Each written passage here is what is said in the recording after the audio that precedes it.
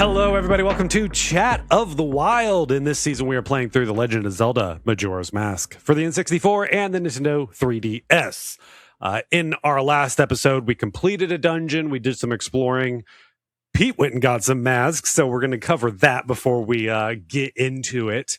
Yeah, was there anything else that we needed to sweep up before we moved on? Celeste, did you have anything else before we go north? Is there anything you did, or you just head straight there? I just want to say I like how Link is fearless, and he apparently doesn't need to dress up for the occasion. He can handle it. Okay, unlike in later games where you absolutely he reacts to the atmosphere and the environment. Oh, sure. Yes, that's true. So Pete, in our last episode, we gave you some hints about some masks and all that stuff. For the listeners' sake, for all of that, we're just going to go ahead and circle back around to those and be a little bit more descriptive on that. So okay. I do know you can run faster now. Yes, yeah, finally. I got that bunny mask at long last, which you get that from the race in Romani's ranch. No. Where do you get that? I think you're mixing it up with something in Romani's ranch. Okay, so I did that as well. Yeah, you had to use another mask that we talked about before, the little marching band mask. Yes, yeah. That's right. So yeah, I used the Bremen mask to lead the little ducklings, which was fun. I mean, that's one of the things that I had missed kind of I think I was so anxious to let it get to the third day that I had just not ever let it get to that point. So I finally, based on your recommendations, let it get to the third day, and I was able to talk to some people and kind of hear what their reaction is. Somebody in the chat pointed out that the guards in Clocktown put their hands over their chest and just kind of stop being so fierce about guarding and start just like looking at the sky, which was interesting to see. They react. But managed to get that bunny mask. I think I also got the Mask of Truth. Is that what it's called? So that was the reward you get in the Skulltula house. Yeah. That was my big priority, was kind of cleaning up Woodfall, because I had missed the fairies in the temple too, where I had collected 14 out of 15 during my original run, and then reset without grabbing the 15th and had to go back and collect the rest of those. So yeah, just did some kind of cleaning up based on some notes that you guys gave, and now I feel like I'm a little more caught up on like kind of the just random side quests that you can do. Yeah, you should have a better understanding of like, the opportunities that you have in front of you, right? Where, like you said, you were nervous about doing anything on the third day. Where it's just like, no, each day has its own little things that you need to like look around on each of those days. Yes. Yeah. Where the world just kind of adapts to the time period and what's going on. So like, that guy had cleared out that boulder, I guess, after so long. But now I am a little curious. Can I clear that? Because one of the things that I did, and I guess we'll get to this, was the powder keg for, you shouldn't have. Oh, okay. Never mind. Scratch that. But can you clear that boulder yourself at any point? Yes. Okay. Just little curiosities of like, you can go back in time and pretend it never happened. Yeah, okay. We'll just go, and then we'll just go back and all of that. No, we'll get to all that. Now there is something that we also got to bring up, that if the first time you go to Romani Ranch, you run into an old friend of ours. There we saw Epona, but she's locked up. And if you talk to the people working the ranch over there, they're just like so distraught, and they're just not responsive to anything. So yeah, we need to figure out what happened there, and we will later on, not in this episode, probably the next episode. Yeah, we should be able to do that then. But yeah, so there's Epona. We know Epona is alive and well. That's good to know. But we can't get to her yet. So fun thing to come back to again.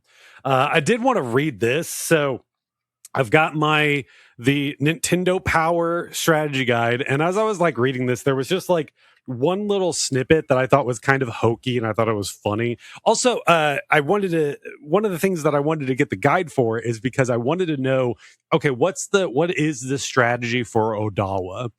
And looking through this guide, the official Nintendo Power Guide, they just said, just go ahead and hit him with some arrows and drop some bombs. And if you're lucky, it might stun him, and then you can hit him with your sword.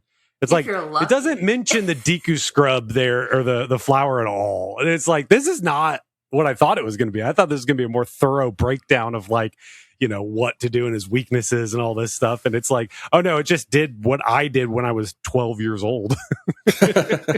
Scrambling around. Just winging it. Yeah. But yeah, so here it has the surviving 72 hours. This like top green part here. They have little like snippets on each of them, but the 3-day cycle that Link must relive over and over in the game takes getting used to at first, Pete. The 72-hour countdown begins once you reach Clocktown, the doomed city that will be crushed by the falling moon in 3 days. Link must do as much as he can during every 3-day period before he travels back in time to fix more of what the Skull Kid has messed up. This is the part that stuck to me. To most people, 3 days is like a good weekend. To Link, 3 days is anything but a holiday from hard work. Oh, it's so true. Yeah. Gosh. Yeah. Yeah, because I was trying to think when I was streaming this, or I was like, well, it's a 3-day cycle. What do you call like a 3 days? What do you call that? And I was just like, oh, long weekend. That's what you call a 3 days. So it's like Majora's Mask, the long weekend. Yeah. The weekend that never ends. Yes. Oh, yeah. I mean, not that I want to be dealing with what Link is dealing with, but I wouldn't mind like, oh, I'm going to go back to the end of the day on Friday and start my 3-day weekend again.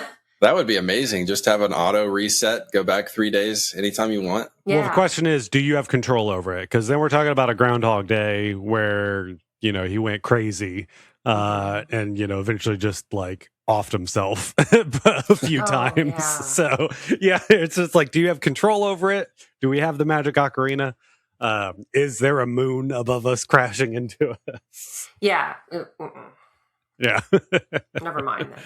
No, I mean, who wouldn't want to go back? Like, and just like, maybe not. I don't necessarily need to go back super far, but definitely times being like, I could have done better this weekend. I could have been more efficient this weekend. Well, you got to rest too. But there's no rest for the wicked with Link's case anyway. Right. Yeah. So, Pete, how'd you fare like getting to the entrance of the Snowhead? Like, did you figure out what you needed to do fairly quickly? Yeah. I had a little bit of the hint of, because we had been somewhat instructed, like, hey, don't do something. Don't use your arrow on this entrance. So, a little bit of a hint there of like, like, okay, well, that must be how you get there. So yeah, had a good time getting in there. And then, I genuinely kind of like love snow levels in games. Kind of gave me a little bit of a Banjo-Kazooie kind of a vibe just first walking in there. Like Freezy Peak. Yeah, exactly. That's a lot cuter than what you're about to do. Yeah. Then you walk in and like I think your first experience is finding that cabin, and you've got the big hulking like troll guy behind the counter, and then a little to your right you have some guy wearing one of the most ineffective pieces of clothing I've ever seen, where it just like covers the strip between his chest, but everything else is exposed. Yeah, it's a really interesting area. But yeah, got in there, no problem at all. Cool. So yeah, this is the mountain. This is the lead-in to Snowhead, and this is the mountain village. Now they called this the mountain village, but like I think it was just there's like one guy that lives here, or there's like two guys that live here in one hut. But yeah, we get in here. Everything is frozen over. You have giant ice blocks that if you do touch them, you'll freeze. We're dealing with that now. But we also have little mounds of snow and big mounds of snow that you can go and hit those, and that's where you'll find items and things like that. We do see a Goron up on a ledge. He's freezing. He's just like, he's so hungry, but he can't do anything with him right now. Yeah, there's not much to explore here right now. Now we have two different directions that we can go here. Now one will go and take us into the Goron village. The other will take us to Snowhead. Now, did either of you? I mean, Celeste, you know what you need to do. Like you know these things. So it's like sometimes I ask you these things of like I want to get the story out here. But so Pete, did you go to the temple first and try to go into there? I think I did try to go up there first because I didn't realize I don't automatically look at the mini map anytime I enter like an area. Mm-hmm. I'm kind of just like wandering around and exploring the space. And I think I missed entirely that behind the cabin is that direction to go to the Goron village. Yeah. So I really just wandered around in that place, got a little confused about like the floating ice blocks that you can bounce across. Cause I was like, well, there's nothing over here for me to do. So I just went back over and then kept exploring, and then eventually looked at the mini map and saw, oh wait, there's something back here that I can take to get back there. But what did feel like a lot of kind of surprise that the Gorons were hanging out in a snowy area for some reason. Yeah. Maybe not by choice. All the other Zelda experiences that I've had. Right. They like to stay by mountains. You know, I think the key thing, we're used to them. So in Ocarina, they were on a volcano because the volcano constantly replenishes the rocks that they eat. So it's like, it makes sense there. But they still like mountains. They like to eat rocks. And so like being near mountains is the home for Gorons. But you're right. Yeah, we would not associate snow with any of them for sure. Do you guys like snow in general? And like, do you encounter snow often in the wintertime where you live, or? Oh yeah, we had a bad snowstorm this last year. We got like a good, like the worst case, I think it was a foot at least. We were snowed in for a couple days, which hasn't happened in years. Like my work closed. Yeah, oh yeah, I get snow all the time. It's cozy. I like the vibe of if it's snowing outside and it's warm inside, I'm in a blanket, and it's like if I got like a hot drink and just like watching a thing or playing a thing, like that is pure serotonin in my brain there. Yeah, I love that too. I will say though, I very specific moments do I like the cold like that, like you just described. Of like occasionally it can get very, very cozy, but aside from that, I tend to hate winter. Like I want to move somewhere where winter does not exist anymore. But sometimes you do just get those snows where you're like, oh my gosh, this is a perfect snow. You have a perfect like snow day. What about you? So it seldom snows here. I can count on one hand how many times it has snowed. Like we'll get cold and we might have like sleet. But last January 2025, we had a freak snowstorm that we have not had since the late 1800s in Louisiana.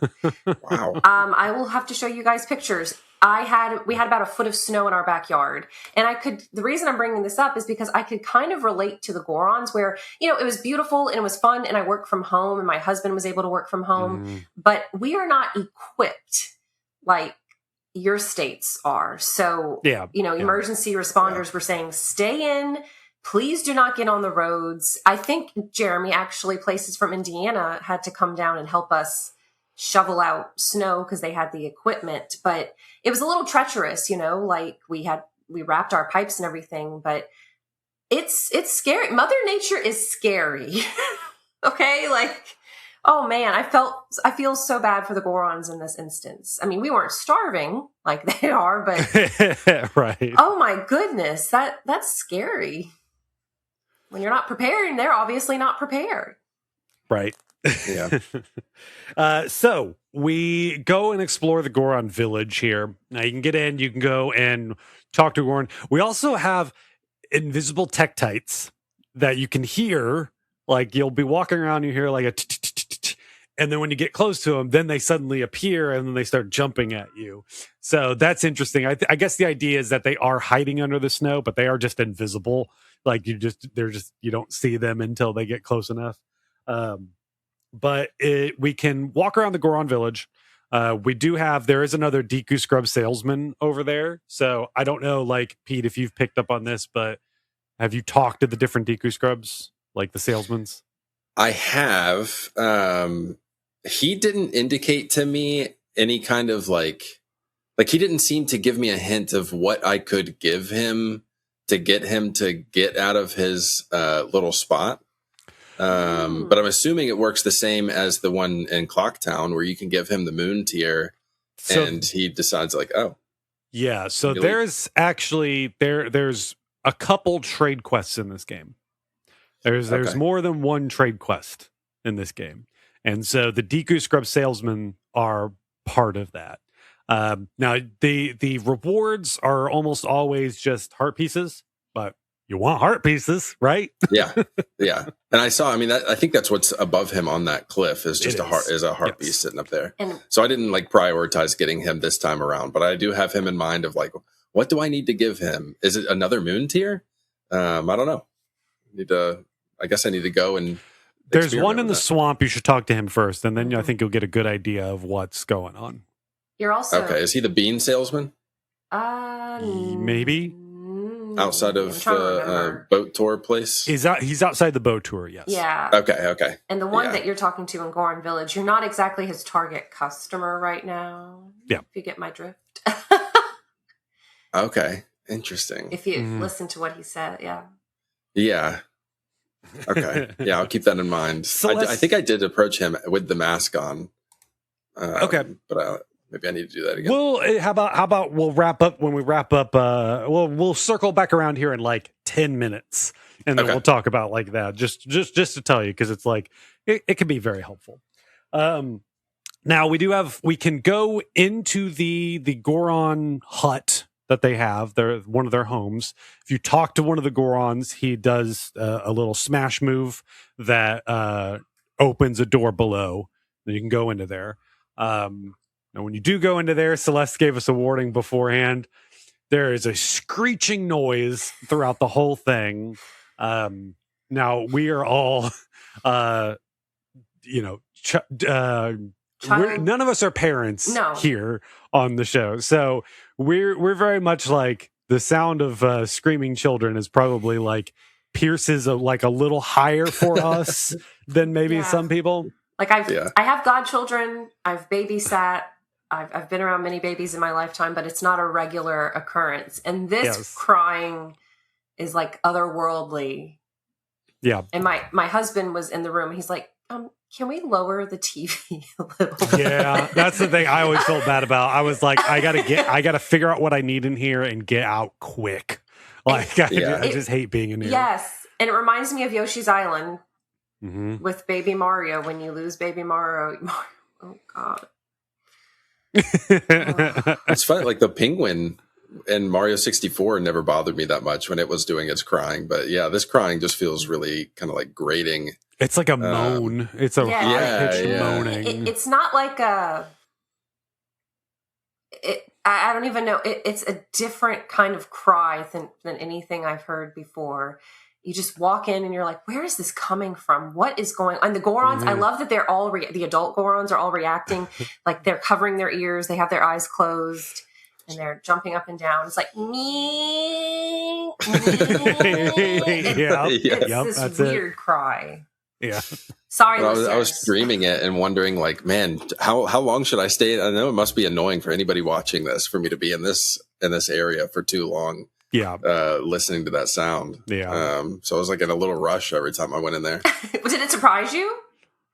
Yeah, kind of. Okay. Yeah, walking in, because immediately you're like, what is that? What is making that sound? Yeah, because you may not even realize it's supposed to be like a baby crying. Yeah. But that's what it is. We go and walk up and we see a little baby Goron. Cute looking little thing, for sure. I don't think we saw young Gorons in Ocarina, but we didn't see diaper clad baby Gorons. So we have that here. Now he just says he misses his daddy. He's tired. He doesn't know where he is and all that. And then all the Gorons that you talk to are just like, we can't get him to go to sleep. It's just like, we need him. The elder is gone, and we can't get the baby to go to sleep. That has to be so frustrating as a parent, because what the Gorons are dealing with is obviously more dire than what most people deal with on a daily basis. But it kind of reminds me when you see parents, or I hear about my friends who are parents you can't explain to a child who has no concept of what's going on. Like, right. I can't fix this for you immediately. Please be patient, please. And they just don't understand. And that's gotta be, it's like, you want to be patient and understanding. And I feel like I can see it in my friends' faces. Like, it's a lot. Yeah. Yeah. I thought that when I first met the baby, I had already met the Goron that stuck up on that wall, saying he wants like a snack or something like that. And I thought that was his dad. So the whole time I was like, well, I got to go get that baby's dad off the cliff, who wants something like red and tasty, apparently, which I had forgotten that they only eat rocks. So I was like, do I need a fish? Like, where do I go get meat? What does he need? I love the way you're thinking of that, Pete. That's really creative. But never, I did not end up getting him off of that cliff. Not yet, anyway. So I'm not sure what he needs. Okay, well, we'll give you some hints later. Yeah, I'm glad you said something, because I was about to really spoil that for you. I'll just tell you, it's in the baby's screaming room. What you need is in that room. Yes. Okay. Kind of. Okay. Like, well, right outside of it. Like, well, it's in that hut. Like the entirety of the hut. Yes. Okay, then that almost tells me what it is, because I did make semi-progress on that, I'm suspecting then, because there's that like chandelier with the pieces that you can break off. Bingo. I broke maybe one or two of them. And then I was like, you know what? I'm going to progress on other stuff first, and didn't go back to it. So that's a good hint. There are some things there I want to wrap up next time I play. Yeah. But yeah, let's get back to the things, because we're talking about stuff that we can't do yet. So we go and leave here, and then if we go wander around outside Goron Village a bit more, we see our owl friend. He's hanging out, and he tells us about everything that's going on, but all like in weird, mysterious ways, and then asks us like, are we up to the challenge ahead of us and everything? And you say yes. Then he'll fly off, but very slowly, and he's dropping feathers. But then you see that the feathers are floating, which that just tells us there's invisible platforms there. And so we go and hop through here, which is it's one thing that they're invisible, but they also are ice, where it's like, come on, did we need them to be ice as well? I fell a few times. You did? Oh yeah. Just because I was, you have to like kind of turn the camera at some point so that you can. Yeah. Did you guys ever play the first Rayman game? I know this is kind of a side note. The 2D one? Yes. Yeah. There's a music level where the ground is entirely slippery the entire time, and that's all I was thinking of. Just trying to jump across those platforms and like slow your momentum down before you go off the edge. Mm-hmm. Yeah. It's like better shoes, right? Some gritty with some gritty bottoms. Yeah. But we go into the cave here, and we get an item. We get the Lens of Truth. Very interesting to be getting like this item early on, but we've got that now, and we can see invisible things. And then if you look around in that cave, there's some invisible treasure chests. Like they sort of tell you like all the different things. There's invisible sculptulas that you have to, you can hear them, but you can't see them. But if you do that, you'll be able to see them and kill them. So it just tells you, oh yeah, now we got to be using this like constantly. Just put it on, do a 360 around just to be like, does something stick out here? Is there any secrets in here? And then on our way out, when we use the Lens of Truth, we do see a ghost. We see a Goron ghost. And he asks us he's just like, oh, you can see me? Well, maybe you can help me then. Please follow me back to my home. And we do this long trek following him through there. You don't have to keep the Lens of Truth on the whole time. So fortunately, he does cast a little shadow on the snow. And when you're close enough, Tattle will target him. So you don't have to do that because you're going to drain your magic constantly. Oh, because you didn't get the upgrade. Yes. That's another thing. We'll talk about where we'll get to that here in a second. We follow him all the way through. Then we go back to the part that Pete was talking about with the floating, moving, circular ice platforms. And then you go onto this little ledge that looked just like a sheer wall before. But now, if you put on the Lens of Truth, you see that you can climb up those. And the best way to do it is to, once you realize that, hop back, put on the Lens of Truth, look up, because it is a maze. When you are going up there, it'll break off and you can go the wrong direction. Mm-hmm. And the other thing is that the whole time you're ticking down your magic meter. So, yeah, again, Celeste didn't have as much of a problem, but I'm sure you could still get really close on running out of magic if you don't know where to go. And I did look up a guide. I'm following the Zelda dungeon one, the walkthrough, and it tells you like this is the pattern. Mm-hmm. So I did do that as well. And when y'all notice the Goron, Jeremy, I want to know your thoughts too, but I'm going to ask Pete first because he's our clay that we are molding into the Zelda universe. What was your reaction when you saw that Goron ghost? He was a little spookier in design than I kind of expected. Just because he's got the like, my memory is that he has the like sharp teeth. And he's all gray. He's like kind of dark and gray. He's covered in tattoos, which I thought was kind of cool of them to do. And he's, I don't know, he just looks a little like angrier and more sinister than I would have guessed for like a benevolent ghost. But then you talk to him and he's like, come with me. Like he's like, I don't know, he's friendly. I love Darmani. He's a warrior, and because he does have a giant scar across his belly. So, we will, and we'll talk about it here in a second too, once we get up to the cave. But like, I love his story. It's very short, but it is more of like his personality traits that you kind of get from that as well. But yeah, instantly when I saw the scar across his abdomen, I was like, "Is this kind of telling me how he died?" It could be, yeah. Yeah. The wound. My first thought was he standing there that whole time? Like, was his shadow there the whole time and I just ignored it and didn't think about it? Or did he kind of populate after I made it across that gap? I believe he is there and he is talking to the owl because he does reference the owl when you talk to him. He mentions the flying thing or whatever. Oh, good call, Jeremy. Well, one of the people that was in my Twitch chat was pointing that out. They were very they do a lot of randomizer stuff for Zelda, and so they're very like intimate with the Zelda games, and they were helping pointing out some things on that there. But yeah, so this is Darmani. We follow him up. We go into this cave. We find his grave. We go up to there and he says like, please heal me. Do you have anything to help heal me? And we can play the Song of Healing.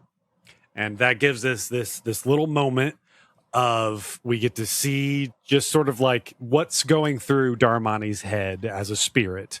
I guess it's like his whole body, right? The spirit is the whole body at this point. It's not just the brain anymore, whatever.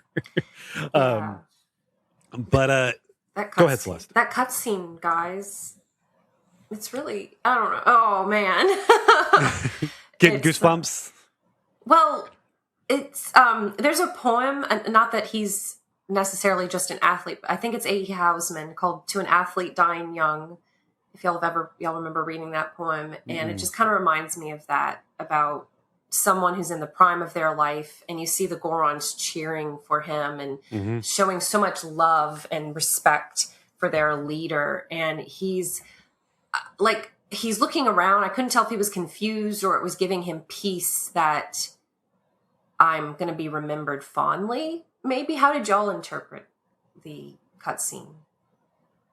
I took it as, the thing that was really keeping him back is the fact that like he was the caretaker of the clan, right? Like he was the leader of them, and it was very important for him, for all of that. And so like at least in his last memories, he just can remember how much everyone loved him.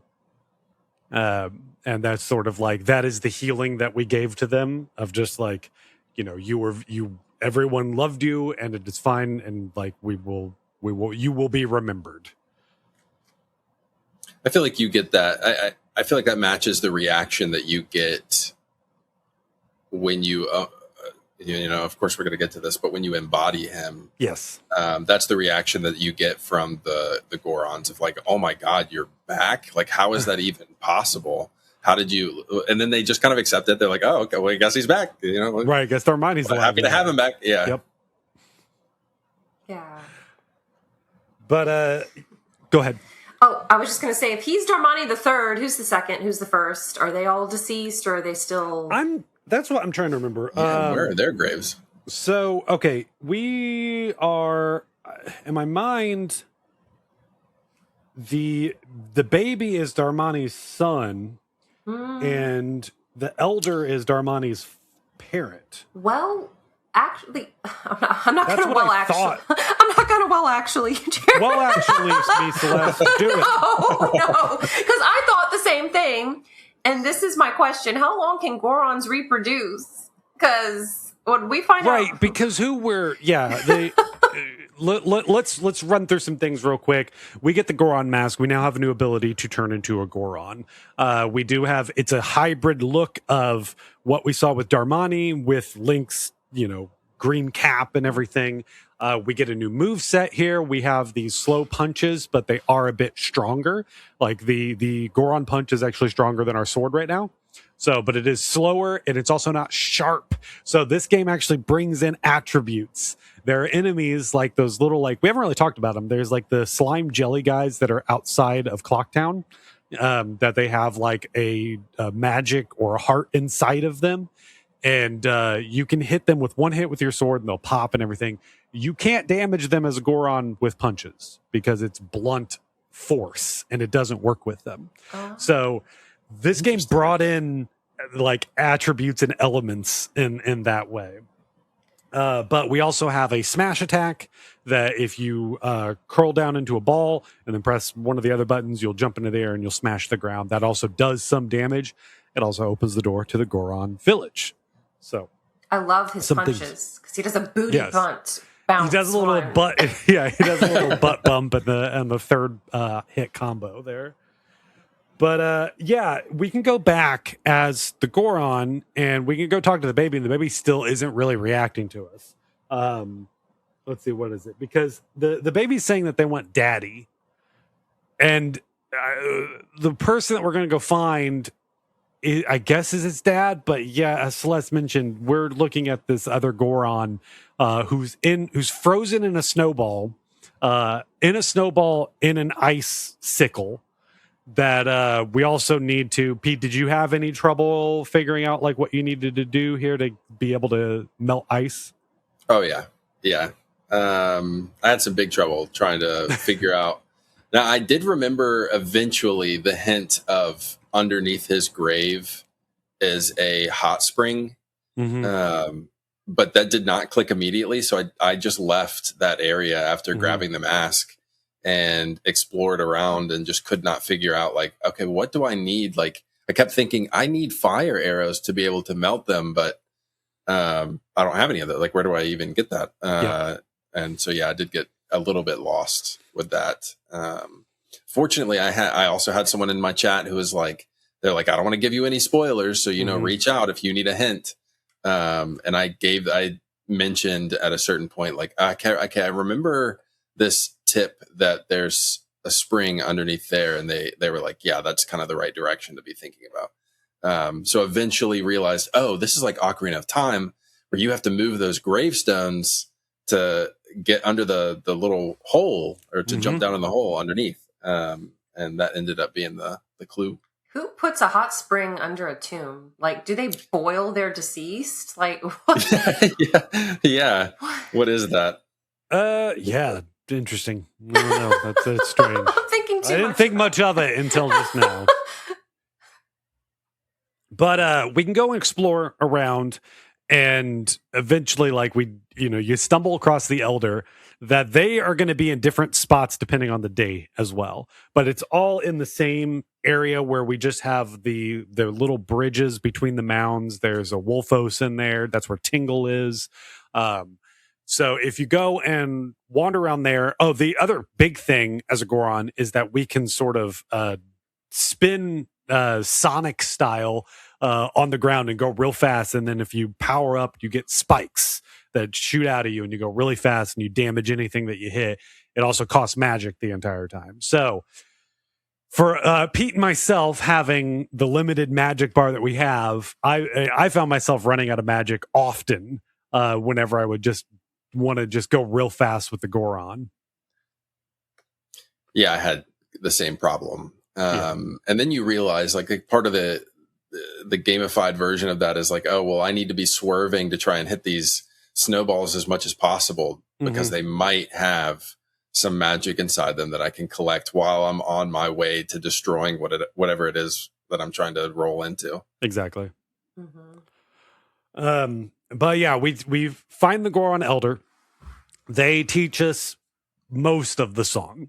So we get a lullaby here, and they're just like, they pull out their tiny little drum and they're just like do do do, and then we get this long-winded thing of like, hang on, hang on, I got it, it's wait, hang on, and then eventually they're like, I can't remember, you're good though, and the game does like, you got a song but it's only part of a song.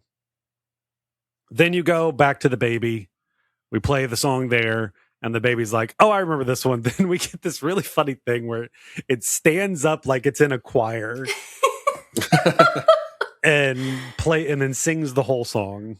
Oh, which is 2 extra notes. He looks so proper the way he's belting it out. And then anybody who's in the vicinity falls asleep. Yep. I love that your ocarina changes shape based on which mask you're wearing. That's one thing that like it didn't hit me until this one, that when you're the Deku Scrub, of course it changes to the horns that come out of his back. And now it's the drums. So I'm very interested to see which other instruments get implemented with different masks going forward, if that is the case. Yep. You're going to be very happy to see a couple fun things that they do with it. Okay. There's one place in particular in Clocktown that actually uses all of them. That's really cool. Gotcha. When you guys first saw the Elder frozen in the ice cube, did it look like he was like sticking his tongue out through the ice? Oh, because he's got a big lip. Yeah. I didn't notice until he was thawed that it was actually his lip, but the first time I saw it, it looked like he was just like trying to get his tongue out of the ice, or like lick the ice from the inside. Almost like a reverse Christmas Story. Yeah. Right. Just trying to rescue himself with the tongue instead. But yeah, we put all the Gorons to sleep. We have the lullaby song now.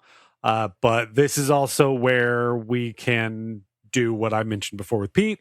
The chandelier, all that stuff. Once you go and light all the torches in there, that will activate the chandelier. And then that lets you potentially get a thing that will then help you with that hungry Goron out there. So go do that, and you'll get another fun mask after that as well. Oh, I have that. I have that one. Did you get that one on this playthrough, Jeremy? I did, yeah. And there's something. I guess it's the Garrow mask. Don Garrow. Don Garrow mask. I wrote down some fun facts, but I can hold them off till the next episode if you'd like. No, we can go ahead and talk about it now. We're mentioning it. It's fine. It's not going to be, I don't think it's going to be a huge spoiler, because there is maybe Pete can piece some things together as we talk about it. I do have a question. I don't know if either of you would know. I did it while Goron village and the snow everywhere is frozen. Can you still help him in this post Snowhead? I don't know, because doesn't that turn to water over there? Yeah, does he just end up being stuck there? Like what? I don't know. Not sure. I'm curious if anybody listening has done it, or if you can only do it when it's winter. But yes, Don Garrow, and the Happy Mask salesman says, that's Don Garrow's mask, isn't it? That mask has a very operatic feel about it.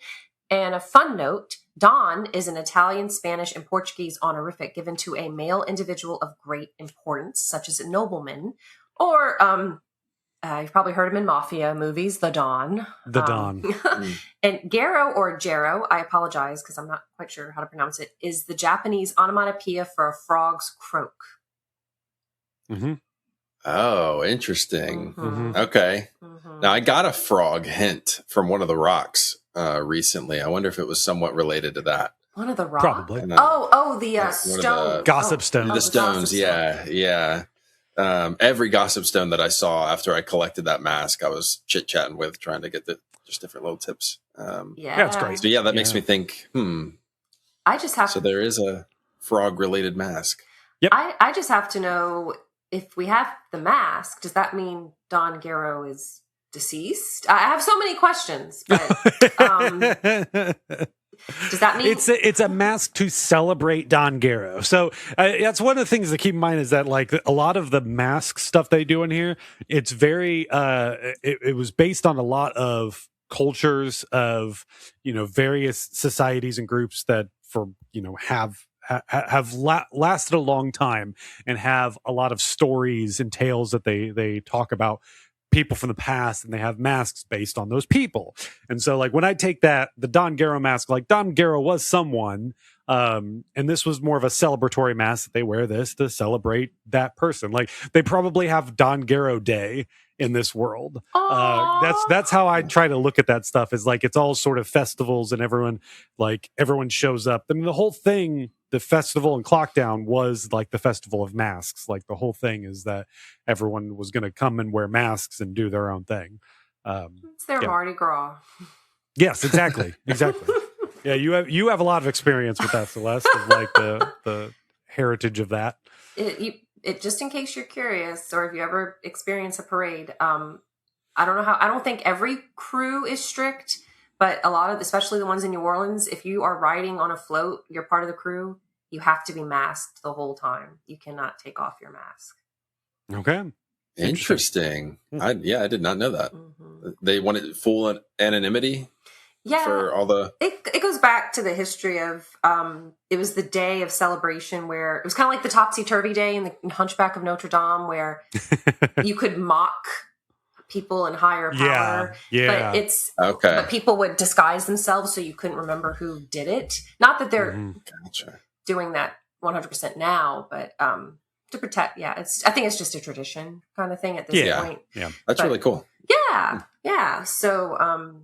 Yeah, I like that interpretation, Jeremy. I would love a Don Garrow Day. Yes. Happy Don Garrow Day to you and those who celebrate. So let's go ahead and take a quick break, and when we get back, we're going to head to the Snowhead Temple. We've got enough stuff with us to be able to get into there and see what is waiting in store. Hey, listen. It's time for some comments. We've got some really fun comments over on the Spotify. If you are listening to this episode, you can just go on to the singular episode, leave some comments on there, some questions. We'll see them, answer them, respond. Sometimes we'll respond to you in there, or we'll bring them up on here if it's a fun one to mention. There's also comments over on the YouTube channel. You can go and contact us there, or in our Discord. If you find the links in the show notes, you can join our Discord. You can reach out to us. Tell us what games you've been playing, how you're enjoying Zelda, and how you like to play all those things. But let's see. Got some comments here that we'll go through. I've got one from Joshua that says, OMG, I love Zelda, but I totally agree. I don't like dungeons. Celeste, that was specifically for you. Really? That's so funny. See, he's summoning us. He's like, I agree. Yeah. song. It's like, I Yes. agree. Because a lot of people, that's their thing with Zelda. Like, that's their favorite part of Zelda. It's some of my favorites. I've talked about that in previous episodes. Pete, you're still the newbie. Where are you sitting on this? Are you loving dungeons, or are you like what's the balance between inside dungeons or outside dungeons or kitties? The dungeons do give me they give me a little bit of apprehension stepping into them, because I'm like, boy, oh boy, if I'm streaming, I don't want to look dumb, but but that's also part of the fun of like, because then you get people who are really generous about. They know that they don't want to give you a spoiler, but they want to kind of help you out if you get stuck, that kind of stuff, which has been really huge. Yeah, so I do like the dungeons. I think I'm warming to them as the game progresses, feeling like, they're not as stressful as I assume they're going to be. Good. I've got a comment here from Ian Murdoch. They say, loving this podcast. I'm going to play along too. Good to hear. Very cool.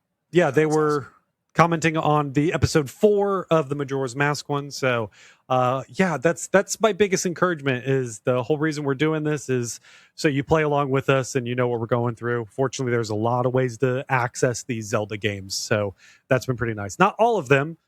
Where's Twilight Princess on Switch? But most of them.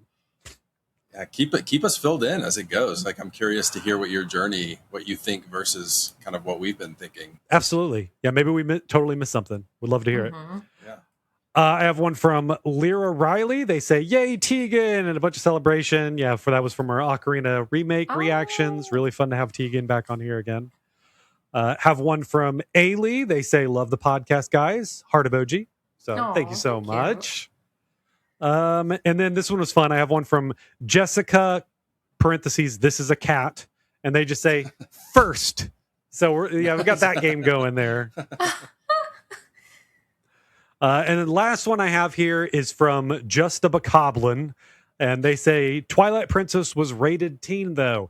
Because in the first episode, we were talking about Majora's Mask. And I believe I incorrectly said at the time that they're all the Zelda games are rated E. But no, Twilight Princess was rated teen. I think there is a chance that this Ocarina remake could be rated teen as well. Just given the visual style that we're apparently getting. And, fighting, slashing things, all that stuff. That's the well. The well might do it. Yes. That's what's great about the layers that you kind of pick up on as an adult. Like, as a kid, I'm sure I would have just wandered through, not really, it would have been very surface level, but as an adult, I feel like I can appreciate some of the nuances that they've packed in on these, especially between the emotions of the different characters. Absolutely. Yeah. Well put. That's all we have for now. Be sure to check in the show notes so you can follow along with us on social. For myself, Pete, and Celeste. You also have links to Pete's streaming and Celeste's work that she does over on Read Only Magazine. So also thanks to Mikel for use of the music throughout the show. Be sure to check out the links for the Zelda and Chill soundtracks, as well as other lo-fi albums that are just really good to have on in the background. And of course, thank you to Haunted for editing this episode. That'll wrap it up. Haunted. Yeah, thank you, Haunted. Thank you so much. Love to get Haunted on just to talk about some things, because he's a big gamer too. He loves playing games, and so cool. So shout out Haunted. Anyways, let's go ahead and get on with the show. We are back. It's time to head to Snowhead Temple. Now, we mentioned before about when you go up to here beforehand, there is this wind blowing, and Tattle will go and say, like, oh, I can sense something over there, but it's stopping us from being able to continue forward. And if you go and actually, I should mention before we even get up to this, we get some of our like first challenges as a Goron of the driving. Like, we're taking a driving exam here of trying to go and speed up enough in the snow to turn into spikes, because that's when you get full speed, and that's when you can make these jumps off these ramps. If you are not at spike mode when you hit those ramps, you just fall like a brick down this pit. I'm Pete. This is the first time for you trying all this stuff out. I'm sure you had some headaches with that. My main headache with this is not anticipating how long it takes to charge up to get to the spikes. So I would kind of be right behind one of the ramps and start to roll, thinking I'll have enough momentum, and I would just roll off the ramp without transitioning comical into the high powered part. Yeah. Yeah. It's also amusing to me how you were saying everyone is like, oh, you're Germani. He's they're not questioning where his green clothes came from, and because when you're the Deku scrub, no one notices who you are, Jeremy. No, but a couple people, or at least one, mentions that you have a resemblance. Yeah, fair. So there's that. But otherwise, no. The Gorons, I don't know, they're just so cold. You know, they're just like trying to keep focus on their warmth and everything, and you know, their eyes are probably just they can't see very well at this point. So they're like, oh, I would love to see almost like a modern, like if they were to remake this, because you go through like a position, like when you're spinning, you catch on fire for a little bit. It'd be kind of cool to see like what they do with like modern graphics. Maybe it like melts the snow a little bit around you as you're like bolting through or something. I don't know. That's just kind of had that thought while I was playing yesterday. That's a good idea. That'd be cool. Yeah. What was I gonna say? We passed our driver's ed exam. Yeah, so we get through all that. We finally make all these jumps. We get up to there. We can, if you put on the lens of truth, you can see a giant Goron over there, and he's the one that's blowing the wind at us and everything. And if you get up to there close enough, you can bring out your ocarina, and you'll get the little chime being like, "Yes, the ocarina can be used here. It can do something here." And this is where we can play the lullaby. And then we get a funny little scene of this. We then can see this giant Goron, and he falls asleep. He goes and, you know, crouches down into his little rock form, and then just like falls over down into the pit. He doesn't fall far because you can hear the thud quick. It's apparently not that deep, but we'll also see him later. He's fine. I used to think he died there, but we do see him. But yeah. That is kind of what I Go ahead. thought too. Once you see him fall, I don't think I registered the thud, so I just watched his body just disappear into the dark. And you just don't know what happens at that point. Yeah. Is he the reason Darmani died? No, Darmani mentions, I think Darmani died in the temple. I'm pretty sure they mentioned that Darmani died trying to fight the force in there. Gotcha. Oh. I couldn't remember because for some reason I was like, "Dang, Majora's Mask and Skull Kid, you're heartless." Yeah. I mean, he is like the whole thing is that the Skull Kid, well, Majora through the Skull Kid is. I mean, Skull Kid is just the body that's like letting the mask do the things now. Like Skull Kid isn't actually doing any of this stuff. He's the vessel. Yes. Majora is the one that is cursing these creatures inside of the dungeons and making them act all crazy, because they also like that's the thing that gets mentioned here, and it gets mentioned like other games. It's just like, oh, there's some evil thing that's making monsters suddenly appear that weren't here before, and making things act up, and they're going to be like much more aggressive and fight you, and everything's more dangerous now. But and also apparently placing blocks inside of the dungeons and putting his own little stamp on it. Like that was a process that Majora had to be like, I'm gonna put this block here, and just so people knew it was me, I'm gonna put my face on it. It's just like a strange little thing. They just have these blocks with Majora's Mask on them. Yeah, I don't think I registered that until you said that. But those are the ones that you pull around, like you can grab them and move them, right? For some reason, they have his mask on it. Huh. I did not register that until you said it. I don't have a theory on that. Tell them it was me. Yes. Yeah. So Snowhead Temple. We get in here. This one's tough. I spent some time in here, but I also love this dungeon. I think that it reminds me at some point, it reminds me a lot of the Water Temple from Ocarina of Time, because you are dealing with levels. And it's also more about like, this might sound like an insult to a lot of people when I go and say this, but I think the biggest problem that people have with the Water Temple is they don't have great object permanence. And the key thing in the water temple is that you just have to remember rooms that you were in previously. You just have to remember that, oh, this room, it was filled up with water, and I went past an area that had a bombable wall, but I can't do it with that. So I just need to remember that room when I lower the water down, and just remember how to get to the room. I think that's like the biggest problem. And this one, eventually we get to a point where you do have to remember the rooms that will take you up and down, and then make sure you are adjusting things to be able to get to a certain level at that time. But Pete, I'm interested, like, I mean, this is your first time going to this one, like, generally, without like getting into too much detail, how do you feel about this temple? I will say that this is the first time playing this game that I got a little bit frustrated.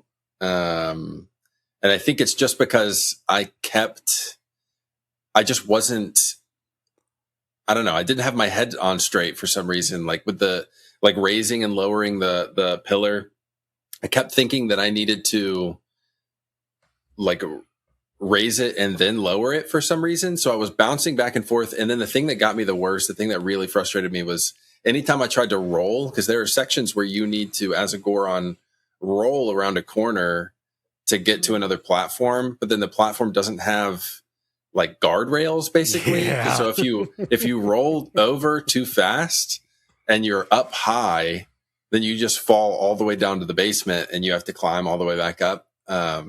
Those were the points that kind of killed me, but then eventually managed to get it. The other thing that got me, and this is not the first time it's gotten me when playing this, is that I keep forgetting that eliminating all the enemies in the room will sometimes get you a chest with a key in it at times. Yep. So I had a good maybe 20, 30 minutes of wandering around. Maybe that's an exaggeration. Maybe 15, 20 minutes of wandering around inside the temple, just absolutely clueless, knowing I need a key.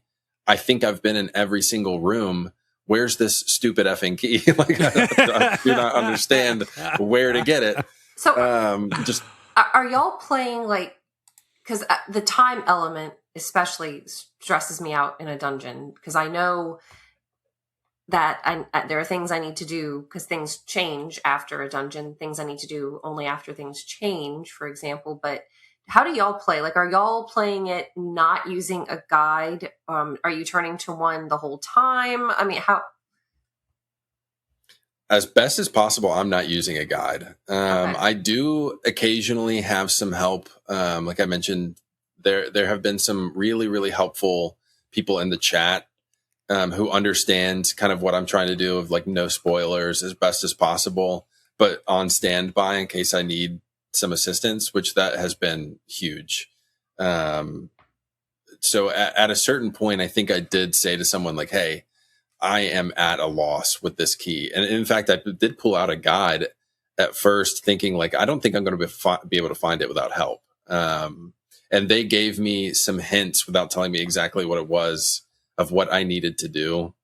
And I had just completely forgotten about that concept of killing the enemies, which I didn't even think of the frozen enemies as enemies in a weird way. They were almost more like obstacles. So it didn't occur to me of like, oh, kill them too. Yeah. Yeah. Is that how you do things, Jeremy? So, I have memories of this game. Right. This is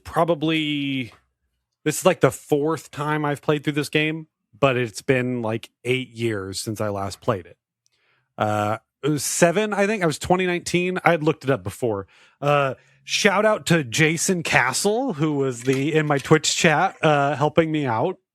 Same here. Oh, so is Jason also helping you? Jason, yeah. Shout out, Jason. Shout out, Jason. You rock, Jason. Thank you for all the help. Yeah, it's been huge. The way you were talking about it, I was like, this sounds like the person that was helping me out too. Interesting. Yeah.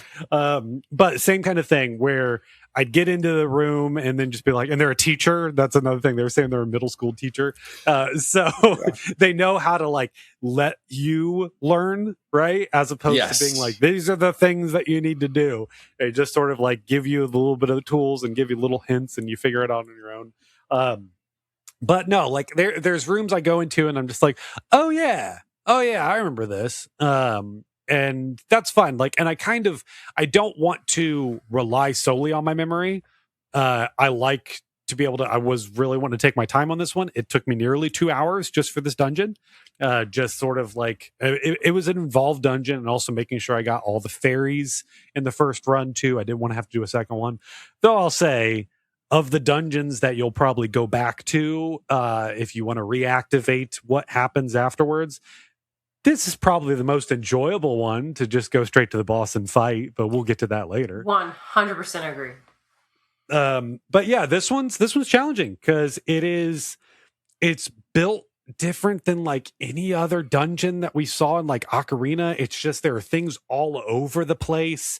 Like there's no rhyme or reason to it. You walk into a room and it's just molded in a completely different way that it feels like a later level of Ocarina, like one of the element temples that you deal with later on that are just a little bit more intricate and involved, like expecting you to be like, you've learned a lot so far, you should be able to figure this out. And this is dungeon 2 in Majora's Mask, right? Yeah, And so you got to use the lens of truth in some rooms too. Yeah. Every room I go into, I put on, I go and look fabulous and put on my, my fairy mask and see if it glows, to see if there's a fairy in here and try to find it. But yeah, no, I do really like this temple. It's a challenge, and I like that it can be frustrating, except for when you are controlling the Goron. So one of the things I was reminded of, this is where it's like the controls are just kind of dumb in this, and we're going to get it with our next mask as well. You naturally, so you're going to want to do this because in order to move fast with it, you go into your drive mode. You have to push forward. The thing is as soon as you do that click over where the spikes come out, you need to not push forward anymore because you are just in autopilot and you're really only guiding left and right at that point. Oh, okay. Or cruise control, let's say. You're in cruise control. And so naturally we kind of still hold forward, and that means that any kind of left and right subtlety we do also gets picked up by the Goron. And so it's like you want to then go back to neutral, like center, and then go left and right, but it's counterintuitive. I think that's a poor design, and we get it with the next mask as well, that they change like how you do that, where you naturally want to push forward, but really it's like, no, you really are like accelerating with one button, and then you really just want to go like left and right. That's good to know. I think that probably is what threw me off the edge a lot of times. Yes. You also don't need to go when you're going up those corners. You don't need to be in your spike mode. You can slowly go around them, but it's still, you hit the edge, you're going to bounce, you're going to fall all the way back down to the bottom. Right. Some things that we learn: the Goron can withstand walking in lava. So that's a good thing to know, is that you can just put on the Goron mask and you can walk through lava, and also I don't think you take fire damage at all. Nope. So yeah, if we're dealing with fire enemies, we have that. That's great. But yeah, this dungeon, it has a lot of rooms that you can go in like 2 different entrances sometimes. Especially once we get the mid-level item here, you'll unlock rooms that are just like, oh, this room, you can get to the center area through 2 different doors, but you eventually need to, once we unlock the elevator thing, you need to think about, okay, I need to go into this door to go around here to go to this door, because then that door will go around the corner here that goes up the stairs. Celeste, how'd you get along in here? I fell a few times. A few, like the room where it's like kind of like a horseshoe, like it goes like where you have to jump across the different pillars.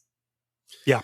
And then if you fall, and you have to become a Deku scrub to get in the flower and propel yourself back up. Sometimes the bunny hood comes in handy for jumping like things, but you kind of have to. Yes. Sometimes it also doesn't, because it can take you a little too far. So you kind of have to just keep trying. And I'm very big on getting all the fairies, which I did. I got all the fairies from this dungeon because I'm someone who's like, I'm not going back. I'm getting this over with.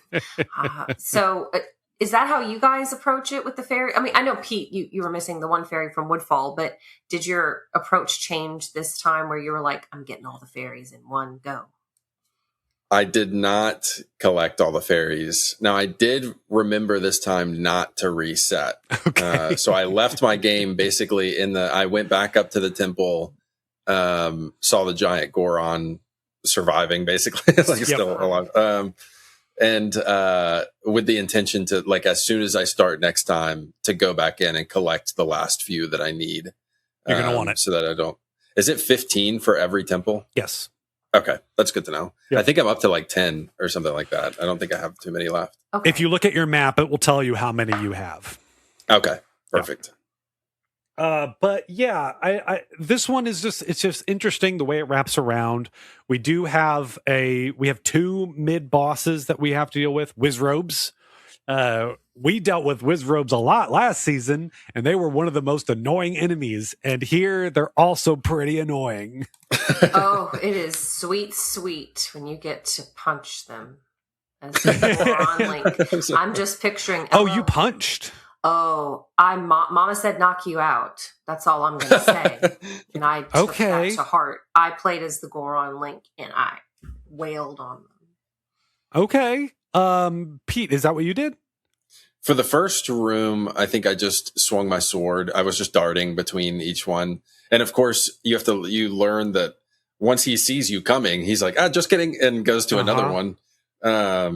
So yeah, I figured out that you have to wait for him to fully materialize.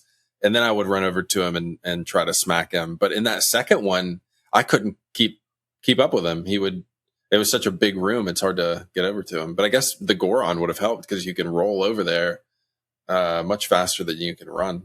Or you can just use your arrows. Yeah, which is what I ended up doing. That's all I do. I walk in here. I'm like, you get the scene of like you walk through the door, Link looks behind him, it locks. I don't move from that position. I'm just like, all right, arrows out. Where are you? And it's just like, and he's gone. But did he get you? Did he get you guys? Like, yeah, there's a couple times he hit me with it, and it makes a big ice puddle that continues to do damage to you. And I realized they must have, I wonder if they adjusted something mid-development, because you get hit a lot, or I got hit a lot in this game. And in my mind, it was just like, man, this is tough. And then I look at my heart gauge and I'm like, I've lost a heart and a half. Like everything's only doing a quarter damage, even though you're getting hit a lot. And so it feels easy in some ways where I'm like, yeah, I can get frozen. I don't care. It's fine. So I was pretty grateful. I noticed that a little bit too. And I was grateful for that because there were not a lot of, or at least I didn't find a lot of hearts in this area. Sure. Even by like killing enemies and stuff, I was just getting like magic or arrows out of them. But yeah, the key thing after we do that, we fight the Wizrobe. We get a fire arrow. So now we have a powered up arrow, which is cool. It's like the way that they give us the items is so weird compared to Ocarina. The fact that we already have a fire arrow, which is like that was an adult Link thing. So you had to go through 3 dungeons and all this stuff, and then you got the fire arrow. But here it's like this is item 2. Is the fire arrow that we get. help me remember. So the fire arrow, how do you get that in Ocarina of Time?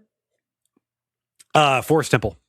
Forest Temple. And the ice arrow. Oh, no. Sorry. No, you shoot the sun. That's right. Yes, you get it at Lake Hylia, and then you get the ice arrow with the Gerudo Trial, which it's an optional one. Yeah, you don't need the ice arrow for any reason in Ocarina. It's not a necessary item. That's so cool. Okay. It is. Help me remember and let me know. I have played Ocarina of Time only on the N64. I have not played it, the 3DS version. But I thought it was so cool in the menu when you go to select either fire, ice, or light, this cool sound would play to reflect that power. And it would like beam over to the bow, and that would become your item.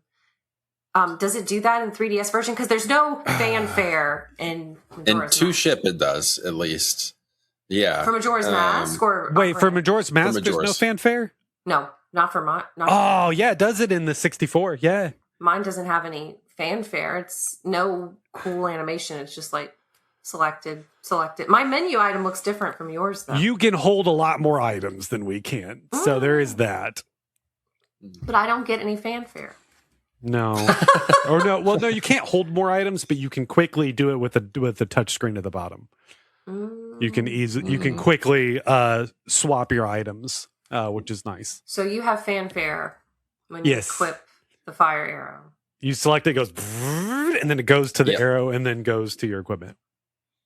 How does it feel to be God's favorite? That's all I want. That's all I want to know. We'll see what the Ocarina remake for Switch does. So, last thing, just to reiterate, with this dungeon, at some point you hit a button, which you have to turn into Goron and smash down on this thing. It creates this giant pillar in the middle of the dungeon, and then you need to go to 2 different points and punch the little like bluish slabs that are on there, and that will lower it down to the level that you need to get to the boss. So it's a game of trying to remember, okay, how do I've blocked my way up through a lot of doors. Now I have to figure out the different route to take to get all the way back up to the top again. Seeing this, when I first walked in, I was almost certain that you would have to climb to the very, very top and do the like Goron jump, smash. Yeah. Down onto the pillar instead of raising it. Because I think there was a similar mechanic in Ocarina, right? Where you have to go to a very top thing with and the hammer. The Great Deku Tree, you can get to the top, and then you jump through and you smash the spider webs. Yeah, that's what I had kind of pictured, I think, in my head of while I was going through this, until you realize, of course, that you have to raise it up, and then there are like the ice blocks in between that you can punch out. Yeah. But yeah, this takes us to the boss, Goht, Goht. Still one of my favorite boss battles in like all of the Zelda games. It's one that is just like fun mechanically. So we get into there and we just see this creature frozen, stuck in some stone and all of that. And we can then go, which like, actually, now that I'm thinking about it, I'm wondering if there's like something else. Anyway, so we unfreeze Goht with our fire arrow, and then it just starts going crazy, and then it just starts running in circles, and that is where we then want to put our Goron mask on, and we get to do a little like race, a battle race, and a loop here, and like Celeste, how you feel about this? Did you have some trouble with this one? It's my favorite boss fight. But I also think it's hilarious that you see the threat immobilized in front of you, and you can't just take it out right there. You know, like it's frozen, doesn't matter. You still have to deal with it. Just take the sword through the neck. Yeah, deal with it. It's trouble, as in I would get hit by like a boulder or like an electric charge sometimes, and that would knock me down for a little bit. But I have a blast with this boss fight. It's actually one that I have voluntarily replayed many times just because it's fun, and I don't know, like it's cool. I don't know. What about you guys? Pete, I hope it was enjoyable for you. And yeah, I had a good time with it. With this one, I felt almost like Goht was just which I know that he's like evil, I guess, but the way he was running away, I almost felt like the aggressor in the fight, where I was like, no, I'm going to catch you and do damage to you. And it was trying to like get away. But no, yeah, I thought it was awesome. Kind of made me think of Horizon Zero Dawn, some of those robotic, like creatures that you fight. And it was a lot of fun. You just kind of like spin up and, jump and try to dodge his different attacks as he's running away. But I just kept trying to like skirt between his legs and smack him as many times as I could while I was rolling. And it seemed to do the trick. You could tell he starts to like spark and smoke at a certain point. And I was like, okay, so I am doing the right thing. Yeah. And Celeste, in your version, when you knock him out, there's a giant eyeball that appears on the top of its head. And so like very clear to be like, hit this thing here. I'm facing William Birkin in this version. Basically. Right, That's what's happening. But help me remember, when you knock him down, do you just keep rolling into him as Spike Goron in your You versions? can, but sometimes I just lose control. I know that there was a couple times as I was doing it, if I could turn it just the right time, I could do a bunch more damage just spinning against him when he's been stunned. Okay. I don't think I ever got him stunned. You didn't get him to like stop and like roll on the ground for a second? No, never. Weird. He just kept running, and then eventually he went down. Huh. Interesting. Yeah. And I like what you said, how you felt like you were the aggressor, Pete, because this boss fight, he does feel like he's trying to defend himself rather than like Ottawa, where he's coming right at you. This one feels like it's confused almost, and it's trying to escape. Sure. I just had another theory that I have a theory that the Go is the masked mechanical monster. So they refer to it as just being a machine. I think it's a generator. I think it's the reason that there's the area is warm, and that's why it was stopped and frozen, and so everything froze over. Huh. I think that it's running in the circles is a generator. That's interesting. So how does the manga handle this? Oh, section? shoot. I hadn't read that chapter yet. I will tell you next week. Okay. I am kind of curious about that.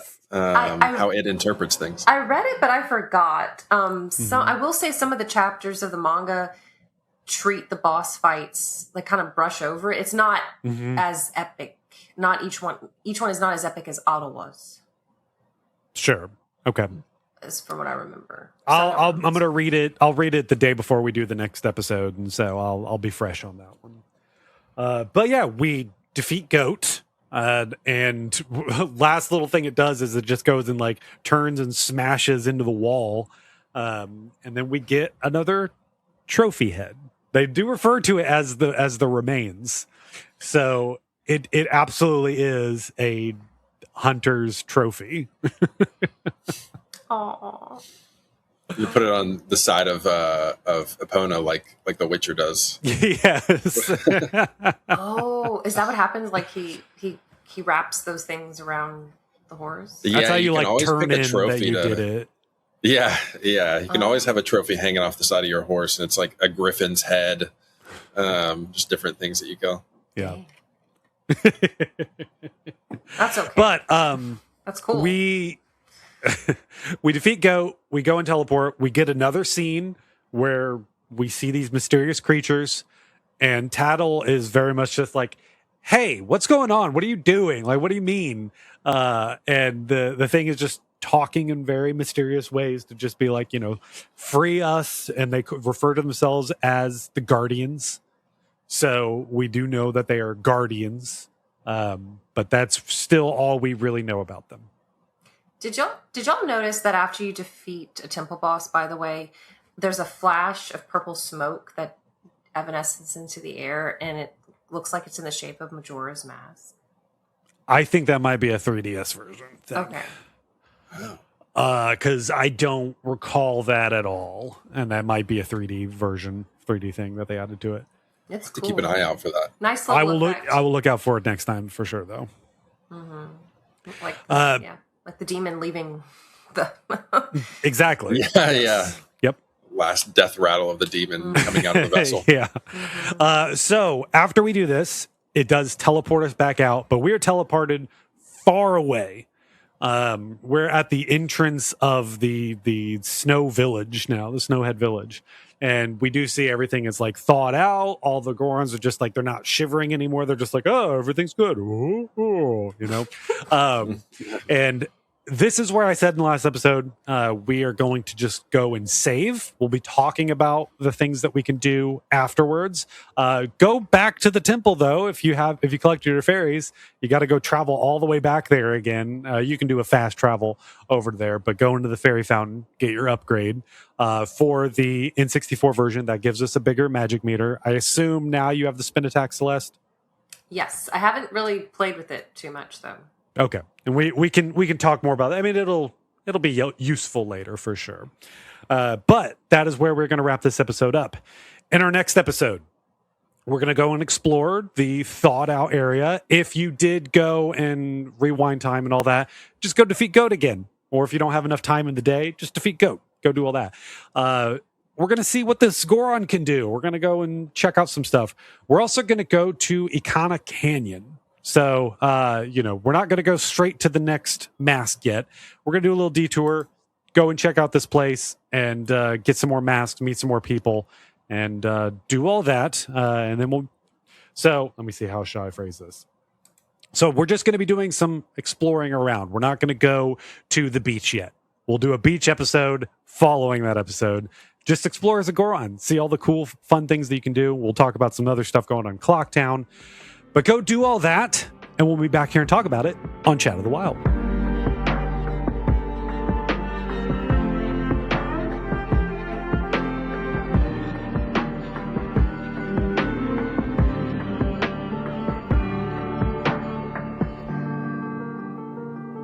I'm good to keep rolling like Limp Bizkit.